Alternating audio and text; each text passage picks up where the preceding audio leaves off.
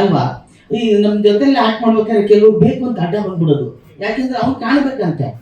ಇಲ್ಲ 2-3 ಡೈಲಾಗ್ ಜಾಸ್ತಿ ಸ್ಕ್ರಿಪ್ಟಲ್ಲಿ ಇಲ್ಲ ಅಂದ್ರೂ ಓವರ್ ಡೈಲಾಗ್ ಹೇಳ್ತಾನೆ ಇರೋದು ಉತ್ತುಕು. ಯಾಕ್ರಿ ಸ್ಕ್ರಿಪ್ಟಲ್ಲಿ ಇಲ್ವೇ, ನಾವು ಕಾಣ್ಬೇಕಲ್ಲ ಜನರಿಗೆ, ನಾನು ಹೈಲೈಟ್ ಆಗ್ಬೇಕು ಅನ್ನೋದು ಅದಲ್ಲ. ಸುಮ್ಮನೆ ಸೈಲೆಂಟ್ ಆಗಿದ್ರು ಹೈಲೈಟ್ ಆಗ್ಬಿಡುತ್ತೆ.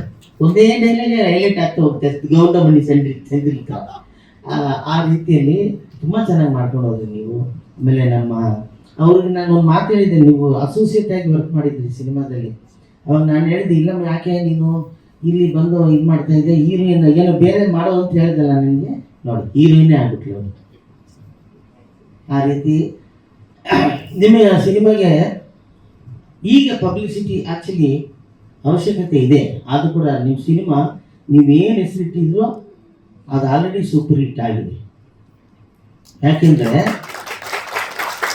ಇವ್ರಿಗೆ ದೇವರ ಆಶೀರ್ವಾದ ಭಾಳ ಚೆನ್ನಾಗಿದೆ.